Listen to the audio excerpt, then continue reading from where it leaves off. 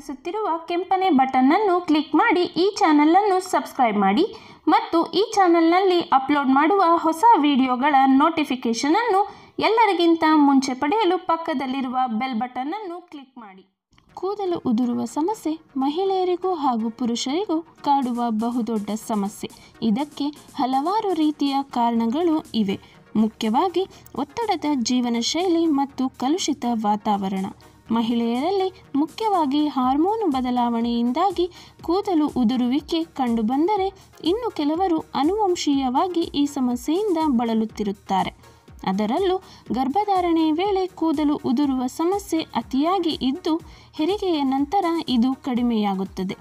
ಮಾರುಕಟ್ಟೆಯಲ್ಲಿ ಸಿಗುವ ದುಬಾರಿ ಬೆಲೆಯ ಶಾಂಪೂ, ಕಂಡೀಷನರ್ನಂತಹ ಅಡ್ಡ ಪರಿಣಾಮ ಬೀರುವಂತಹ ವಸ್ತುಗಳನ್ನು ಬಿಟ್ಟು ನಮ್ಮಲ್ಲೇ ಸಿಗುವ ಹಲವು ನೈಸರ್ಗಿಕ ವಸ್ತುಗಳನ್ನು ಬಳಸಿ ಈ ಕೂದಲು ಉದುರುವ ಸಮಸ್ಯೆಯಿಂದ ಮುಕ್ತಿ ಪಡೆಯಬಹುದು.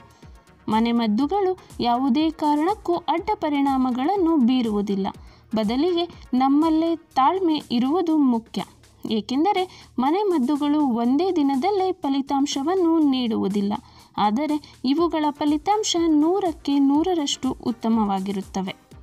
ಈಗ ಎಲ್ಲರ ಮನೆಯಲ್ಲಿ ಸಾಮಾನ್ಯವಾಗಿ ಸಿಗುವಂತಹ ಈರುಳ್ಳಿಯಿಂದ ನಮ್ಮ ಕೂದಲು ಉದುರುವ ಸಮಸ್ಯೆಯನ್ನು ಹೇಗೆ ನಿವಾರಿಸಿಕೊಳ್ಳುವುದು ಮತ್ತು ಇದನ್ನು ಯಾವೆಲ್ಲ ರೀತಿಯಲ್ಲಿ ಬಳಸಿ ಉದ್ದ, ದಪ್ಪ ಮತ್ತು ರೇಷ್ಮೆಯಂತೆ ಹೊಳೆಯುವ ಕೂದಲನ್ನು ಪಡೆಯಬಹುದು ಎಂದು ತಿಳಿಯೋಣ.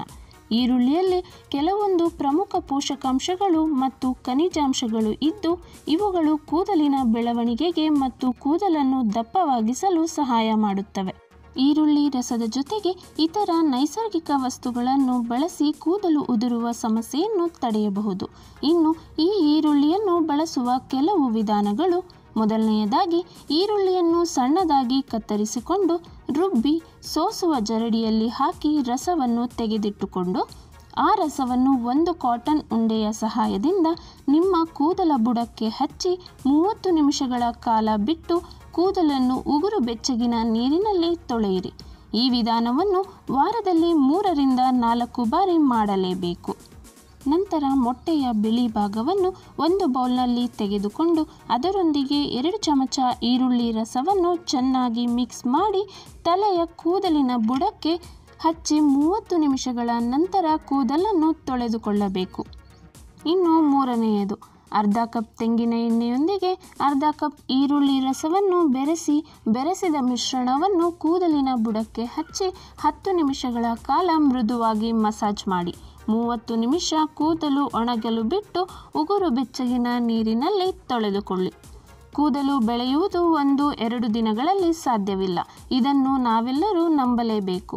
ಹಾಗಾಗಿ ಈ ಮನೆಮದ್ದುಗಳನ್ನು 1 ತಿಂಗಳ ಕಾಲ ಸತತವಾಗಿ ಬಳಸಿ ಇದರ ಫಲಿತಾಂಶ ಸ್ವಲ್ಪ ಮಟ್ಟಿಗೆ ದೊರಕಿದ ಮೇಲೆ ಈ ವಿಧಾನವನ್ನೇ ಪಾಲಿಸಿ ಉತ್ತಮ ಫಲಿತಾಂಶ ಪಡೆಯಿರಿ.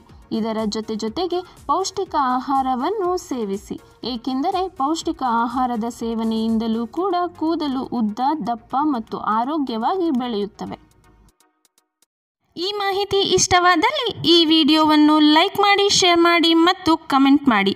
ಈ ರೀತಿಯ ಹೆಚ್ಚಿನ ಮಾಹಿತಿಗೆ ಈ ಚಾನೆಲ್ ಅನ್ನು ಸಬ್ಸ್ಕ್ರೈಬ್ ಮಾಡಿ.